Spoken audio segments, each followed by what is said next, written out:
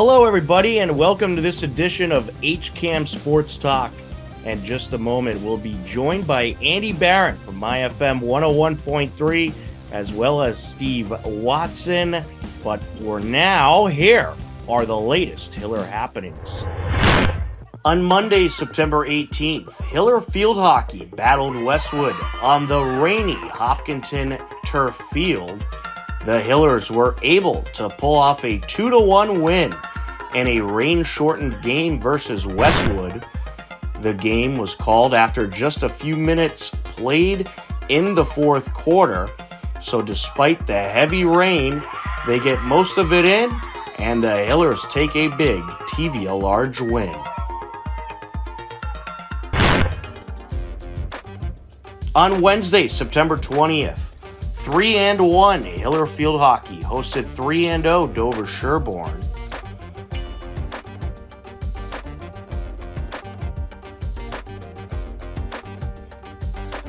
Out in front and popped in. So Dover Sherborne strikes first. Sends it down. Hiller's looking to approach, and that's off the crossbar. And then a battle for it continues in front of the net. It's Perlov putting it in. It was Perlov with the shot off the crossbar, and then she's able to put it in to tie the game up at 1 apiece. That's 6:27 left to go here in the first quarter. After a first quarter goal by each team, it remained a 1-1 tie heading into the third quarter. Fowler putting it up the sideline. Thantry got a little tripped up there. Here comes Basada. Feeds it over near side. Schneider towards the shooter circle now. Closing in. There's a shot out in front. It's in. Well, good pressure by Dover Sherborne, and they were able to strike it through. I believe that was Evie Schneider, the junior, with the score. Dover Sherborne had a 2-1 lead heading into the fourth quarter.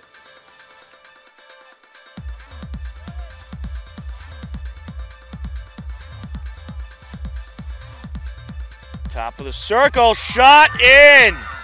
What a beauty by Avery Bent, just powering it past Caroline Kane for the score.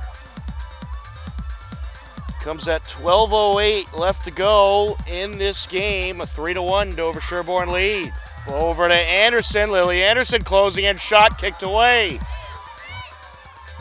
Anderson back to the ball. Sends it across. And there's a shot deflected, and that is in! What a score there by Kylie Locke. Got some air under that one and top shelved it. That comes at 4:50 left to go, and the Hillers not done quite yet. A 3-2 game. Durante will place it.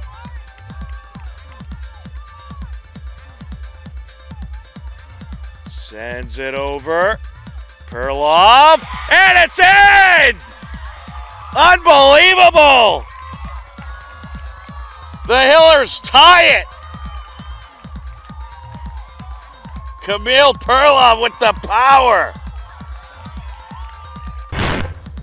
The Hillers come back to tie the game, and it would end in a 3-3 tie.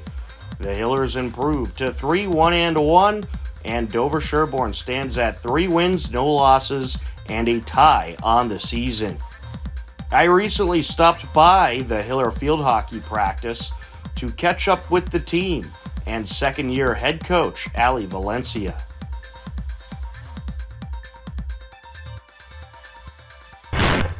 I'm Kylie Locke, I play forward.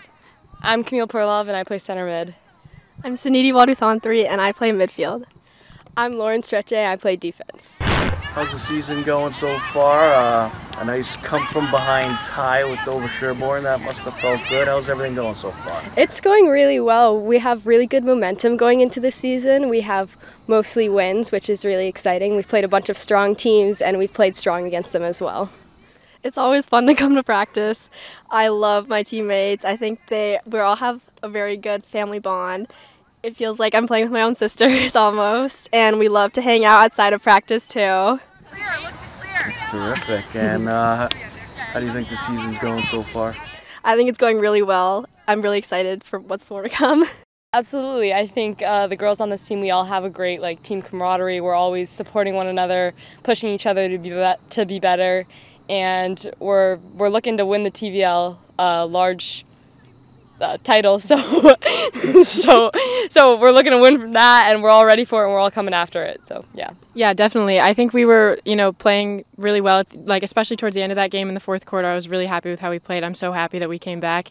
I love playing with these girls. There's no one else I'd rather spend all my time around every day, and I'm so excited to see what the rest of the season brings and, seeing hopefully if we can get that TVL title Camille was talking about. So. All right. And I'll have you each answer this one. What's your favorite memory as part of the Hiller Field Hockey program? Is there a favorite memory you have? Well, I would probably, I feel like it, that's, okay,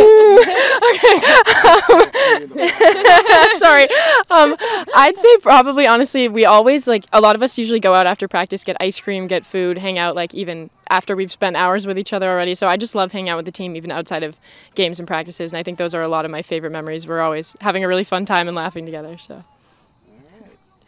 I think probably my favorite memory was are you saying from our whole high school career? Yeah. Yeah, probably our sophomore year we had a really, really rough season. Our record wasn't too great. It was sort of our rebuilding year, and then our last game of the season we won against Medfield, which was a really strong team. I think it was 3-2. 3-2? Yeah, and it was a really good game, and it just shows what we can handle and shows that we can overcome anything. So, yeah.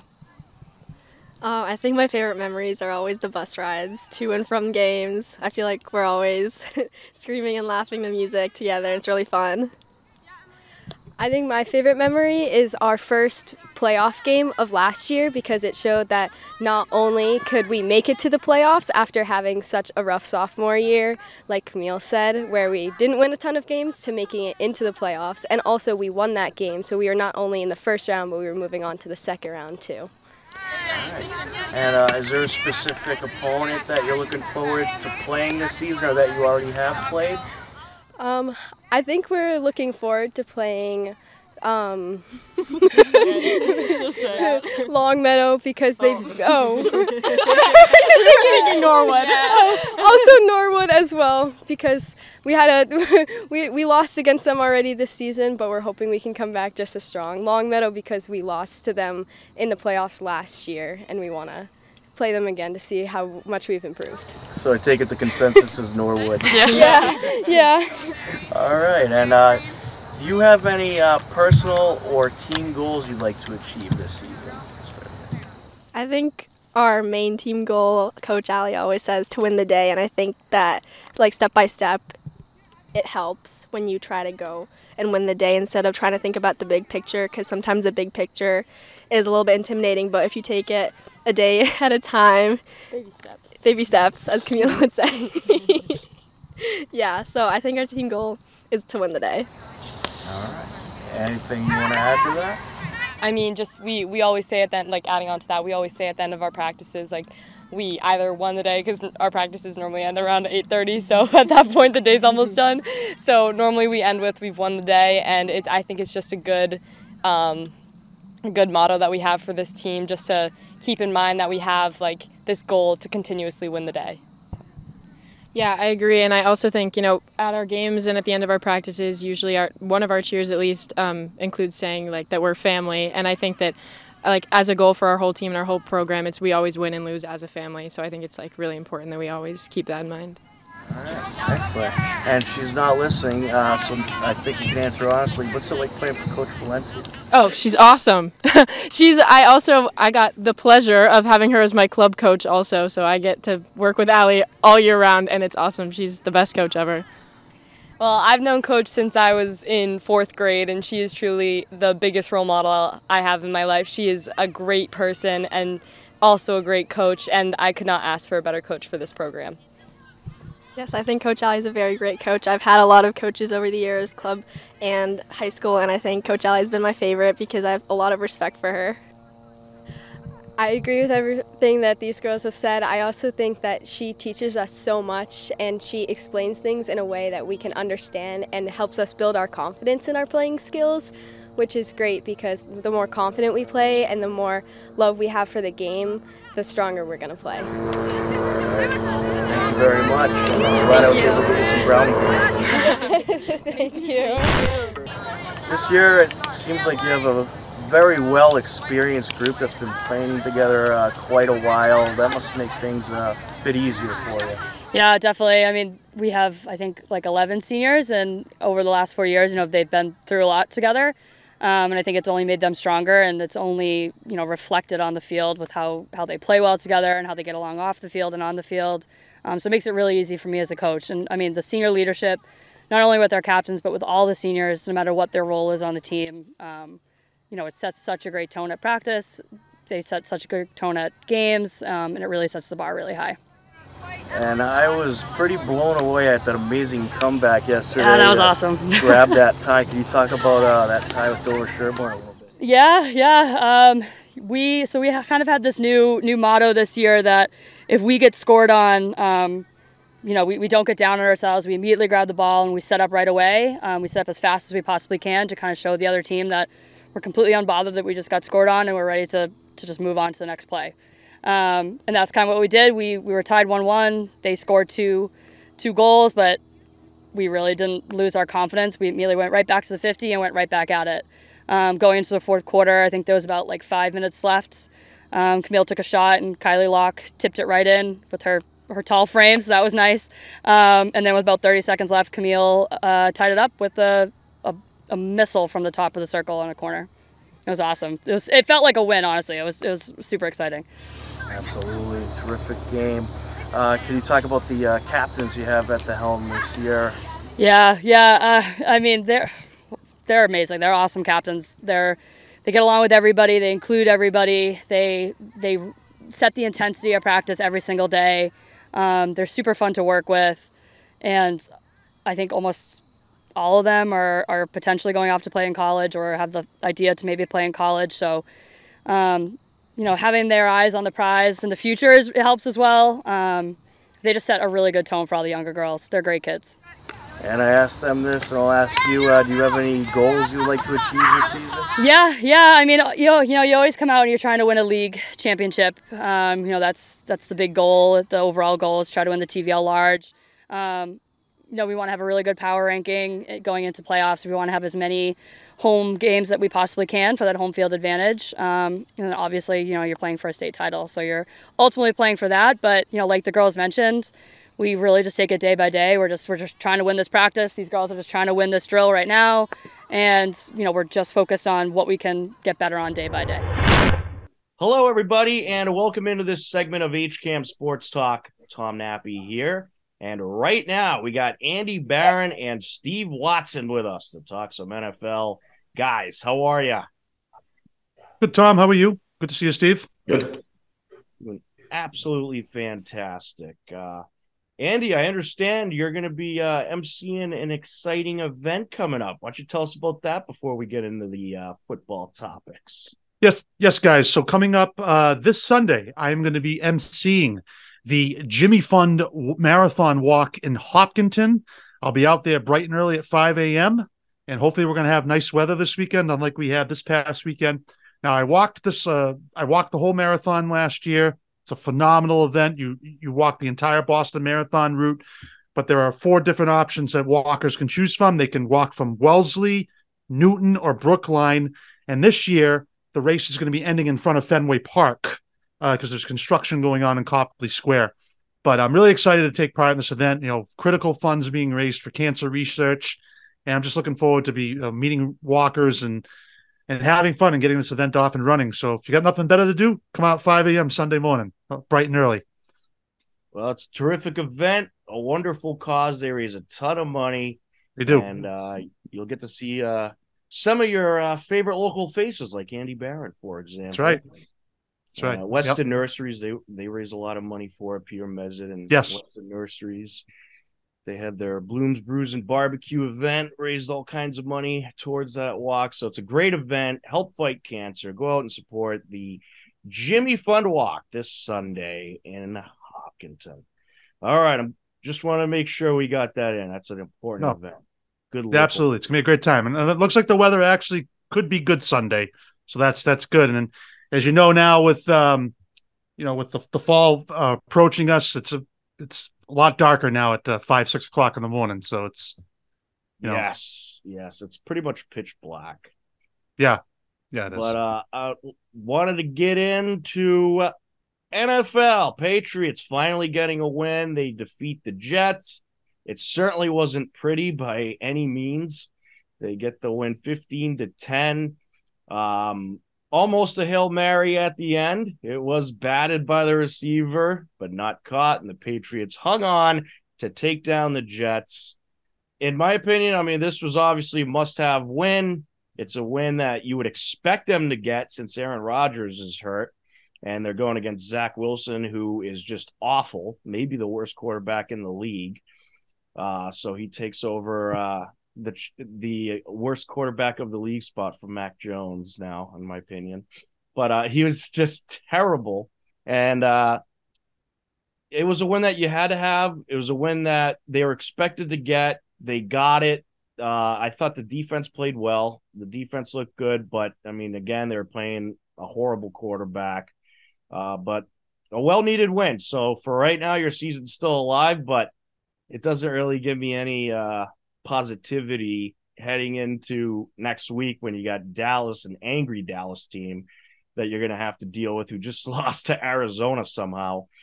And you got a tough schedule down the stretch. I mean, I don't feel much better about this team after the win. How are you guys feeling after that Jets win? Let's start off with Steve.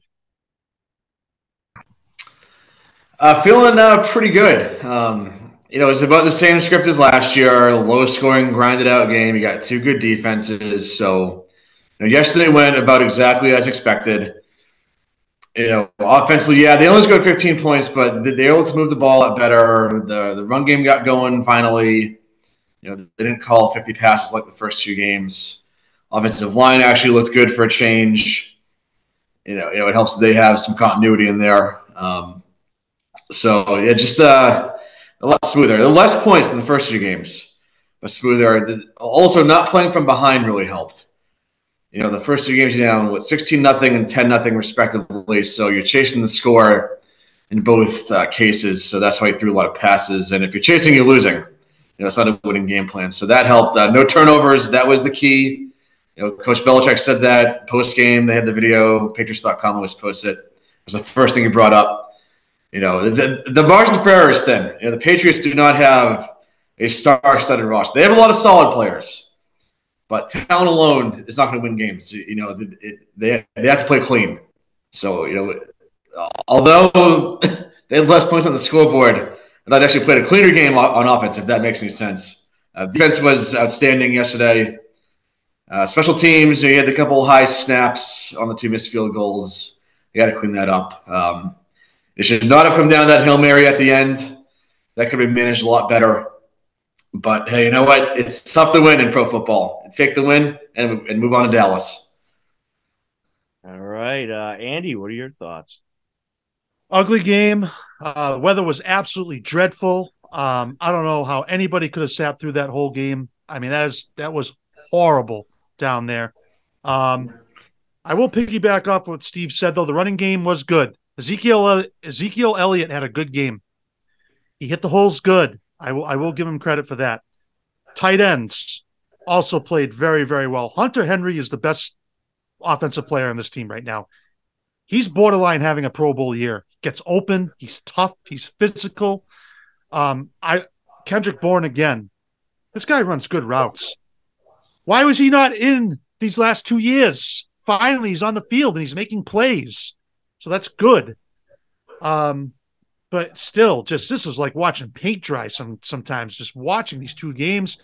There is no quarterback that is worse than Zach Wilson. He is awful. I don't know. The Jets will not win another game if he continues to be the quarterback of that team.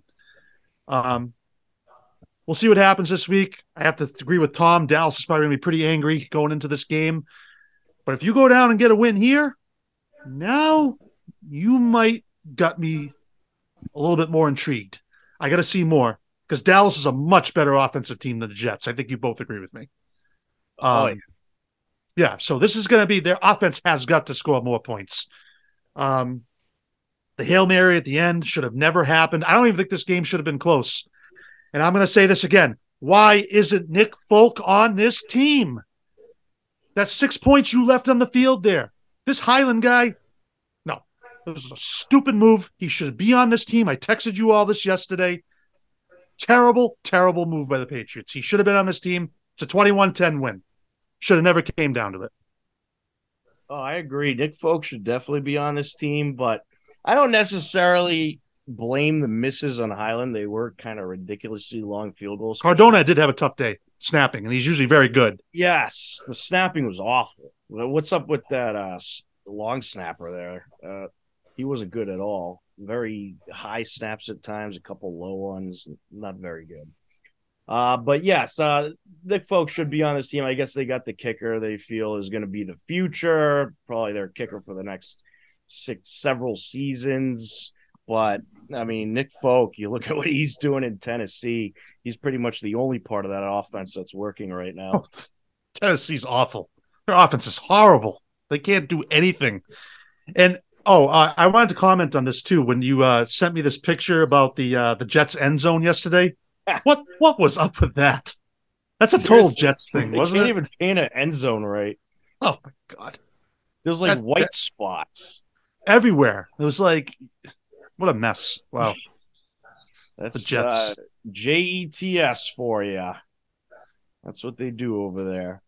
Well, yeah, I mean, a win's a win. It's, doesn't really give me any more positive things to say about this team because it was such an ugly win and a win that you should have had anyway. But we'll see what they do against Dallas. But the one thing you mentioned that you're 1,000,000% right about, they certainly need more offense. 15 points isn't going to cut it against a team like Dallas, that's for sure. All right, so let's get into our picks for week 4. Season just flying by as it always does. Last week, Steve was the champion of the week, going 10-4. Wow. Jared, Andy, and Mike all went 8-6, and I was horrible at 7-7. Thanks a lot, Raiders. Man. Oh, that game was dreadful last night. You can't lose. If you're the Raiders, you can't lose that game. The way the Steelers have been playing, that was a horrible loss for the Raiders last night. Terrible. I'm just glad no one picked Denver, who lost 70-20. How do you give up 70 points in an NFL game? Seriously. Steve was texting us this stat. 726 yards. I've never seen anything like I saw. You had Tua in fantasy or Mostert. You had a day. Well, so my opponent had Mostert, unfortunately. And the 726 yards, I just saw this as I was walking in. That is more than the Titans have all season so far. Unbelievable. That's crazy. Guys, is Sean Payton's job in jeopardy? Because I think if he loses this week, you can't bring him back. If he keeps losing 70-20, yeah, can't bring him back. Jeopardy. You can't bring him back. Like that. And listen, the Patriots have problems, but that is a whole different level out there. I mean, in Denver. The Patriots have no problems compared to the Broncos. Yeah, those problems run so deep. It's bad. Yeah. Bad. Yeah. Well, it's just bad. We'll believe it that. It's just bad with a capital B. I guess Denver proved it could certainly be worse than the Patriots. At least the Pats didn't give up 70 points to Miami. No. The Patriots will not give up 70 points in a game. They just won't happen. I mean, it just goes to show you that, I don't think any coach can fix that team. I mean, no. And the Patriots should be, I know it's a ways off, they should be able to win that game. You shouldn't lose to that team. No way. No way. Yeah, I would say. If anyone could put up 70 points on them, no excuses in that one. All right, so overall records, we got Jared and Mike tied at the top, 27-19. Me and Steve are tied in third at 26-20. Andy, you're 25-21. You're right in there. So we're all neck and neck. So a lot of upsets so far, a lot of wild, weird games, a lot of crazy end of the game comebacks. You got to love that the end of the 1 o'clock games. It's just insane. The witching hour. All right. Thursday night football, Detroit at Green Bay. This is a tough one to pick. Steve, since you haven't been here in a while, you get to go first. Who are you picking? Oh, that's a tough one. I want to go Detroit. I think that they're the better of the two teams right now. That division is a mess. Just an absolute mess. So, Detroit hasn't won the division in, 30 years, I think? Yeah. And they did win at Lambeau last year in the season finale to keep Green Bay out of the playoffs. So, all right, Detroit for Steve. Andy, who you going with? I'm going to go with Green Bay here only because it's at home. It's a short week, and I agree. The Lions look good, but they have struggled in Green Bay in the past. This is a really big game for the Lions, but I think it's going to be kind of an ugly game, kind of similar to how Green Bay won this week. Could be a 2017 game, but I think the Packers are just going to squeak this one out. I think Detroit is going to take it. I was definitely back and forth on this one. It'll be a 1-point game, as pretty much all of Green Bay games have been so far this season. Yeah. Just wild, wild games. The Saints, I was very disappointed that they let me down. But Green Bay somehow ended up taking that win. And I get the feeling Green Bay is going to be one of those teams that they win, they lose, they win, they lose. So I'm going to stick with the trend and go Detroit here. All right, Sunday, 1 o'clock games. Games we're not picking because we're recording on a Monday and there's 2 Monday night football games. We won't be picking Rams at Indy. We won't be picking Tampa Bay at New Orleans, Washington at Philly, or Cincinnati at Tennessee. They're all in the 1 o'clock time slot. So we'll hold off on those picks. We'll do them off air, and we'll try to remember. I keep forgetting to post it to the site, but I'll try to remember this week. All right, Atlanta at Jacksonville. I'm going to go Atlanta in this one. I think Jacksonville is quickly falling apart. They just couldn't find any rhythm at all last week against Houston, of all teams. And that was an ugly loss. And I don't know. I just don't feel like Jacksonville is heading in the right direction. So give me Atlanta to take the victory. Andy, who you going with? Is this game in London, guys? yes, at 9:30. It's 9:30 a.m. Okay. Oh, it's at 9:30. Thank you. Yes. So it is an early game in London. I'm going to go with Atlanta as well. What a terrible loss for Jacksonville last week. You can't give up 37 points to Houston. That was a bad, bad loss. Falcons, they had kind of a rough game with Detroit, but I still don't think they're a bad team. And I'm gonna pick the Falcons this week. All right, Steve, who you got? Someone told me this weekend that Jacksonville is the next KC. Well, we didn't see that this weekend, so that's for sure. Despite that, I'm still going Jacksonville. I think they rebound and get the win here. I think it's going to be a very close game, though. Well, I shouldn't start writing before you say your actual prediction because I started writing Atlanta. All right, Jacksonville it is. I fooled you. You got me. Here's a doozy. Game of the week. And you know what? Let's wait on this one. Let's go with these other games first. Minnesota at Carolina. This is a tough one to pick. Carolina, they actually looked pretty good last week, despite the fact they lost. They have some type of offense. They got some rhythm going. It was a relatively close game. Minnesota's just been very sloppy. A bad loss to the Chargers. And I just think this Minnesota team, I keep picking. I didn't pick them last week. I picked the Chargers, thankfully. But I just think at some point they're just too good not to win. So they got to get one of these wins. And this is a good opportunity for them to do it. So give me Minnesota over Carolina. Steve, who you got? I'll go with the Vikings. They have to win eventually. They've lost 3 close games. They were 11-0 in one-score games last year, and I said it before the season. That's tough to do back-to-back years, and when you don't take care of the football like they haven't, you wind up 1-3. But I think they'll be 1-3 after next week. All right, Andy. I'm going with Carolina. This Vikings team is just like free falling. I mean, how are they 0-3 with all this talent on the team? It's mind boggling to me, really. Carolina has played well, and they're tough at home. Vikings go 0-4. They're done. The season's over. And I don't think they're going to get in anyways at 0-3. Now there's rumors of Kirk Cousins being traded. I don't think this looks good for the Vikings. I like the Panthers. The Jets want him bad. Oh, jeez. He does not want to go to the Jets. There's a hot take. Yeah. He's going to the Jets. Mark it. He's not saving the Jets. I can tell you right now. Well, no, but he'll be better than what they got. No, of course. Yeah. All right. Denver at Chicago. Oh, man. Matchup is terrible here. Give me a coin. Chicago's at home. I'll go Chicago. Steve, who are you going with? This one's brutal. Both teams totally quit in week 3. Oh yeah. You know what? I might go with the Broncos because I think it's just so embarrassing. And Sean Payton is the better coach. And I guess Denver is maybe a little less dysfunctional than Chicago right now. Chicago has lost 13 straight, but it's a terrible matchup. Absolutely horrendous. Do not watch. Don't watch it.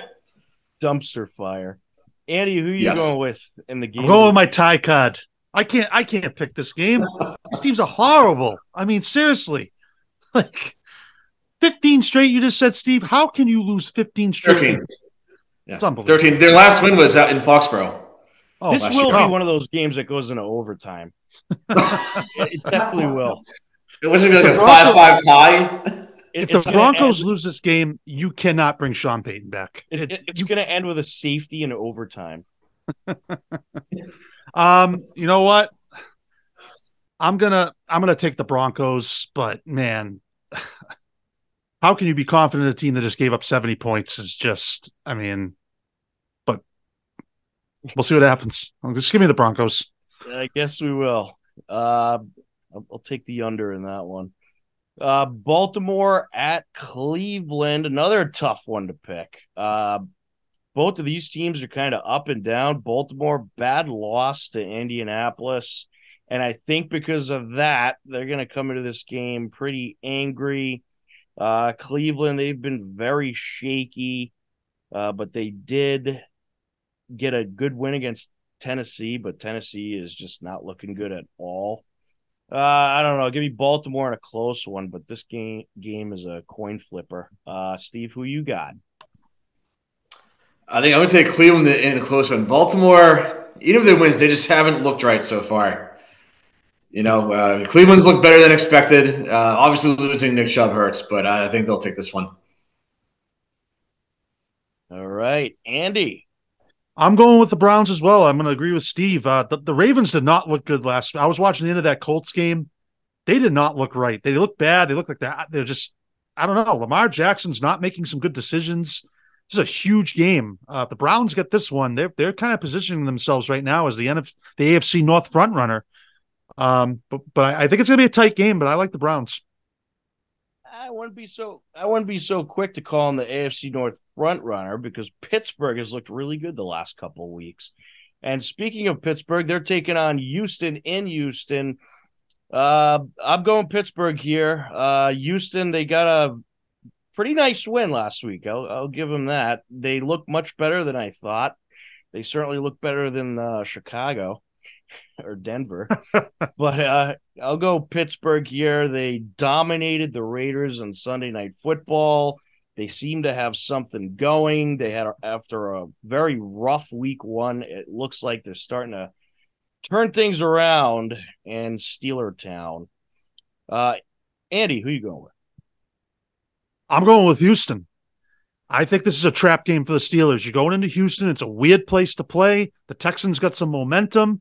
It's a second straight road game for the Steelers. This is going to be an ugly game, but I think DeMeco Ryans a pretty good coach, and I think the Texans are going to steal this one, but it's going to be close. All right, Steve, who you got? Well, the Texans have played much better than expected. There's a nice win down in Jacksonville for them. I'm going to go with the Steelers, though. They just find ways to win these weird games. You know, it's never pretty. Their offense, kind of the Patriots, it's kind of the same formula. Like good defense, limited offense. They'll just find ways to win games, and it might not be pleasurable viewing, but they find a way to get it done. All right, and the granddaddy of them all in the 1:00 games, maybe the best game of the week right here. Miami at Buffalo. This might be one of those rare occasions where I'm actually watching a game when the Patriots aren't on instead of Red Zone. This is going to be a great game, I think, and it's two teams that are likely going to end up in the fight for the AFC East title. Let's have Steve pick first. I'm going to go with Miami. I think it's going to be a tight game. It's going to go down the wire. And I think it's going to come down to who makes the big mistake. And I think Miami is the smarter team. I could totally see Josh Allen just making a really bad decision, throwing a dumb pick. And that will be the difference in this game. All right. Andy, who you got? I'm going with the Dolphins. This team is for real. I think they're a legit threat in the AFC. There's something about the Bills that I just can't put my finger on, but I don't think they're the better team. I think the Dolphins are better. The receivers, the defense, the tight ends. Buffalo's a tough place to play, don't get me wrong, but how can you not be impressed with the Dolphins right now? They're good, and I agree. I think Tua is better than Josh Allen. I think Josh Allen just makes these dumb mistakes at the wrong time, and I think Tua is playing better. I think the Dolphins are going to win this game, but it will be close. I have to agree. I'm going with Dolphins and give me the over. I think there's going to be a lot of points in this one. Yeah. Buffalo's defense isn't what it used to be. So we are Dolphins across the board. All right. 4 p.m. games. Here's a doozy. Las Vegas Raiders at the LA Chargers. Raiders looked absolutely awful on Sunday Night Football. They are falling apart. Jimmy G, what are you doing? They're just a mess. Raiders are an absolute mess. Give me the Chargers. Steve, who are you going with? I'm going to go with the Chargers here. The Raiders, actually both teams have a tendency to screw things up, but the Raiders recently have more of a tendency to screw things up, and they've been painful to watch. They only beat Denver by 1 point. That's their only win. I mean, seriously? So, Chargers in this one. So bad. All right, Andy, who are you going with? I am going to take the Raiders here because I don't trust the Chargers. I mean, this is another one of these games.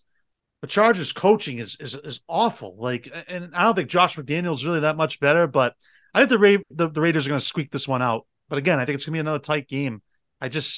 These are two teams that you never know what you're going to get out of these two teams. The two teams that you cannot trust at all. No, absolutely. Ever.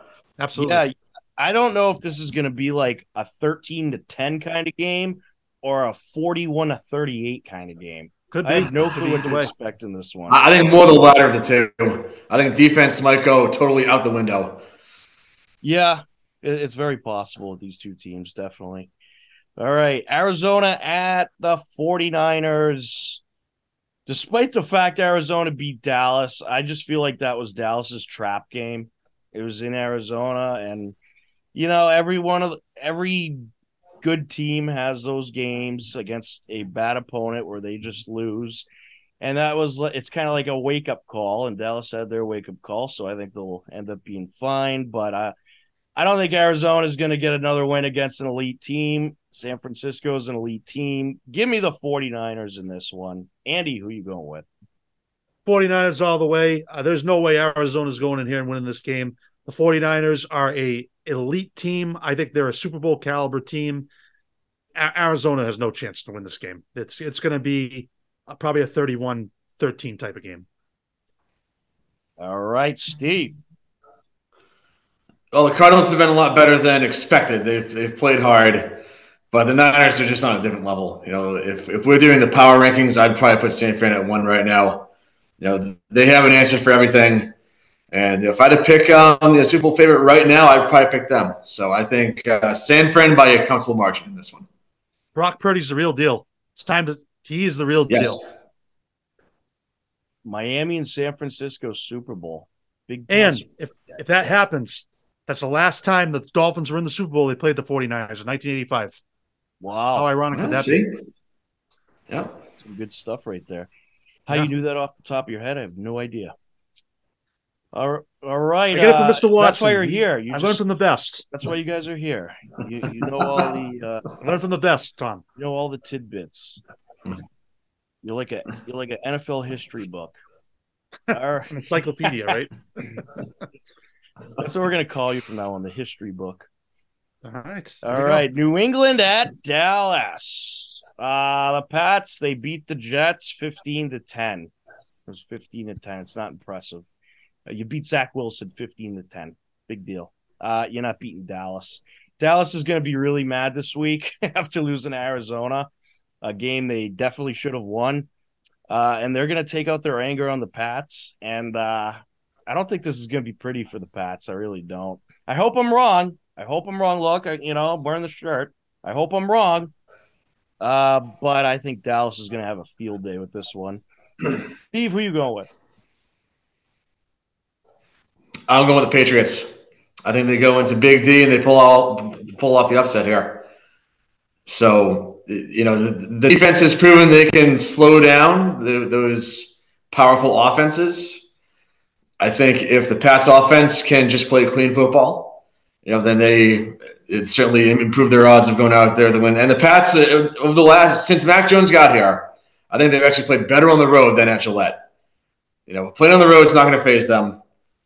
So, and no one's giving them a chance. People have been talking for weeks now, oh, that's an automatic loss. Yeah, well, Dallas just lost at Arizona yesterday. So, how'd that work out? So, Pats in a close one. They lost to Arizona because they're game planning already for the Pats. Which means they're going to be twice as ready. Andy, who are you going with? I've been torn on this game because, this could be a game the Patriots do win because I don't trust Dallas and their coaching staff. That is a factor. Totally is a factor. But I just think they're catching Dallas at a bad time. But I do think they are going to be competitive. But I am going with Dallas. All right. There you have it. 2 for Dallas, Steve for the Pats. And I'll try not to rub it in, Steve, when they lose 40-3. Okay, Sunday Night Football. I'm just kidding. We're not going to lose 40-10. Kansas City at New York Jets. What a great Sunday Night Football matchup this is. Can I just write Kansas City in for everyone, or is someone going with the Yes. Jets? All right. Kansas City across the board. I mean, come on. This is going to be an absolute disaster of a game. Yep. And not only are you taking on the Jets, but it's in prime time, and Mahomes is like unbelievable in prime time. So, this is probably going to be 41-3. I don't. You know what? Taylor Swift's going to be there. It's going to be a disaster for the Jets. Monday Night Football, just one game next week. Seattle at the New York Giants. I hate this matchup. I just don't like it. Who does? I don't even know who to pick. Andy, you start. Seattle, please. The Giants are just an absolute disaster right now. Where is this team going? The Seahawks have looked better, and Geno Smith is going back in to MetLife Stadium. He's going to be fired up for this game. All right, Seattle. Well, I'm going to do the trends once again, okay? So the Giants started off with a horrible, horrible game. They got crushed by, who was it? Dallas. They got crushed by Dallas, but then they got a come-from-behind win over Arizona somehow. And pretty impressive of Arizona, by the way, after totally blowing that game to the Giants to come out and beat Dallas. That is pretty impressive. I got to give them that. But they got a come-from-behind win against Arizona. And last week they got absolutely trashed by San Francisco. They got crushed. Yeah. But you know what? The Giants, they're on the 11-day rest since they were on Thursday Night Football, 10-day rest, whatever it is. And I feel like this is one of those games where Seattle's going to take a big lead and the Giants are going to come back and somehow pull it off. So give me the Giants to take it over Seattle, and the Giants are also home, which helps. Steve, who do you got? Yeah, so much like week one, you have back-to-back primetime games at MetLife Stadium, and probably not going to be the most exciting. I'm going to go with Seattle in this one. Of the 6 halves of football so far, the Giants have been a total train wreck in 5 of them. They should be 0-3 right now, and they just don't look good at all. Last year looks more and more fluky. They're going to regret giving Danny Dimes that big contract. I just don't see it for them. I think Seattle is the far better team. All right. Yeah, well, this is the game that, I picked the Giants and they'll lose 47-10 or something. But who knows? So many unpredictable teams this year. It really is crazy. I feel like every year it just gets crazier and crazier. I don't know how or why, but I guess maybe it's all the teams are getting closer and closer to each other, and there's not as many as elite teams as there once was. Maybe. I don't know. Anyways, that's about it. Final thoughts. Steve, any final thoughts you want to get out there to the people?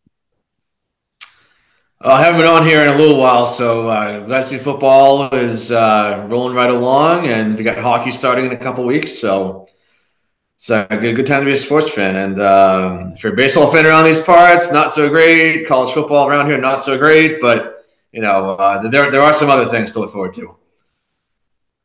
Right. Andy, any final thoughts by you? Just real quick, this offseason for the Red Sox is an absolute franchise-altering offseason because this team is teetering on people just completely not caring about this team anymore. There are so many empty seats at Fenway Park right now. They cannot continue to go in this direction. Something has to be done. Whoa! And Chaim Bloom is gone. Wait, they're still playing? Yeah. Fire everyone. That's the solution. Fire everyone. Enough's enough, guys. They cannot bring this team back like this next year, or the same exact thing is going to happen. They are falling further and further behind, and they're becoming irrelevant, really. They are irrelevant this year. They are, yeah. And, the Yankees had a bad year, but the Yankees are going to be back next year. I mean, I can't imagine the Yankees having another bad year after this one. They're going to spend a ton of money. They're going to bring in a ton of free agents, and they're going to be stacked because that's what the Yankees do, especially when they have a bad season. That's what they do. If you had to pick the least relevant team in Boston right now, I'd say it's probably the Red Sox. I think the Bruins and Patriots are the top 2. I agree. Celtics, I'd put it 3. I put the Sox a very distant 4th right now. No doubt about it. Yeah, I mean, they're people irrelevant. are still sad about the Bruins, but they still love them. They'll be back at the game. Oh, yeah, absolutely they do. And they'll be competitive. Yeah. The Red Sox, they're not even competitive. They're horrible. I was at the game August 28th. It all starts at the top because they don't care about winning. Very true. No. That's the way it seems, at least. They don't. Well, those boos were real. When I was at that game August 28th, man, it was bad. It was real bad. Real bad. I feel bad you had to waste your time there. Well, I mean, it was a nice night out, but no, it was just sitting there, just shaking my head the whole game. I'm like, this is unbelievable. I'll take it to $2 now. Probably can't give them away now. I mean, they should pay you to go. They have got to get better. They cannot play like this again next year. No, it's too big of a baseball market. People want a good baseball team around here. This is a baseball town. Boston's always been a baseball town. I mean, we love our football, basketball, hockey too, but they're crazy about baseball, and it's one of the best markets you could possibly have. So, when the Red Sox are good, I mean, how much merchandise are they selling? And they're selling out tickets that are extremely expensive, overpriced, in my opinion, every night. But you're going to give them a product like this, forget about it. You will not mean anything to anybody in this town, especially when you got, the Pats, Celtics, and Bruins who are at least somewhat competitive. All right, my final thoughts. Hiller Sports. Another week of Hiller Sports on the way. Couple tough losses last week. The HCAM win streak, or undefeated streak, because there was a couple ties in there, was broken last week, unfortunately. But all the teams still looking really good. Boys soccer and girls soccer, ultra competitive. Congratulations to girls soccer. Huge win over in Dover Sherborne last week, taking down the number one team in the TVL Small. Big win for the Hiller girls soccer team. The boys just fell short of Dover Sherborne, but I'm sure they'll get back on the winning track. So we'll see the girls soccer team Tuesday, which is the day before the show airs. So you'll be able to see that game. Should be a good battle for the Hiller girls soccer team. And we got also a couple girls soccer teams this week, Tuesday and Thursday. Girls volleyball, they're playing great. Despite being one of the younger teams, they're right up there with the top of the top. So you can catch the girls volleyball game Wednesday. And, of course, you can catch the HCAM broadcast schedule on our website, hcam.tv. But that is just about going to do it for Steve Watson and Andy Barron. I'm Tom Nappy. We thank you for joining us for this episode of HCAM Sports Talk. Take care. Enjoy the rest of your day. We'll talk to you again soon. Goodbye, everybody. On Monday, September 18th, Hiller Girls Volleyball hosted Westwood. Steve Sweetapple and Matt Clancy were on the call. That's long. Very long. And that's it. Hopkinton takes the first set, 25-21. And here we are at set point. Great serve. Oh, nice arm bar. That's a double. That's a double. That's it. Hopkinton takes the second set, 25-17. Sienna, Gabby, Sophia. And she's falling backwards. Yep. So Westwood takes the third set, 25-18. Sienna, Kelly, back set. Jordis handled well. Rufo just bumps it over. Sienna. Outside to Georgia. Nice swing, Georgia. Yes. Off the block. 23-23.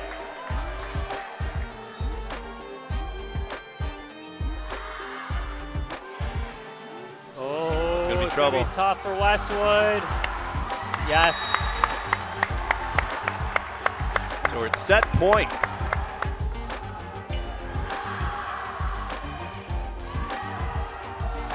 Bump set outside to Rufo. Rolls it in. Sienna's there. Gabby. Oh, nice play for Gabby. That's it. Hopkinton takes the fourth set. 25-23. Wow. Whoa. That was stressful. Good comeback there from the girls as the student section enters the court. Hiller Volleyball took the win 3-1 and improved to 4-1 on the season. Elsa Woodbury had 12 kills and Sienna Verna had 35 digs in the win. On Tuesday, September 19th, Hiller Boys Soccer hosted Westwood. The Hillers struck in the first half. Andrew Bilabreski looking to approach, leaves it out, shot, oh, and it's an own goal. The credit will go to Odvalink, who deflected it off of McCabe. 1-0 Hillers. A 1-0 Hiller lead heading into the second half. Aired out into the box. Also in the game, you got Jake Garan out there. And a header, and they are successful that time.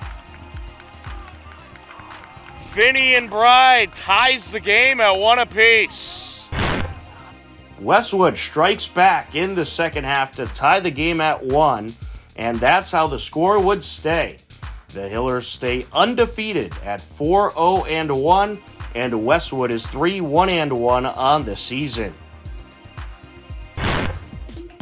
On Friday, September 22nd, Unified Basketball hosted Dedham in their home opener. It was a great effort by both teams, and the Hillers took a hard-fought win, 46-35.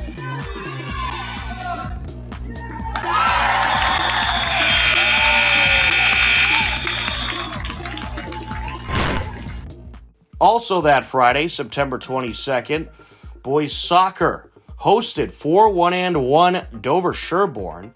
It was a scoreless game until a wild second half. DS on the entry.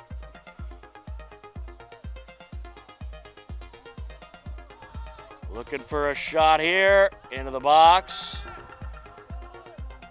Over to the near side, out in front, and it's put in. Well, it was Wesley Bunn with the cross, and Winston Bunn able to play it off his chest and pop it in. It's going to be Will Bilo taking it. Gets under it, towards the net. Oh, loose ball was deflected by the keeper, Edney. He was trying to corral it in. Couldn't hold on. Bauschman with the cross out in front. Oh, deflected, and then it's popped in! Andrew Bilobreski ties the game!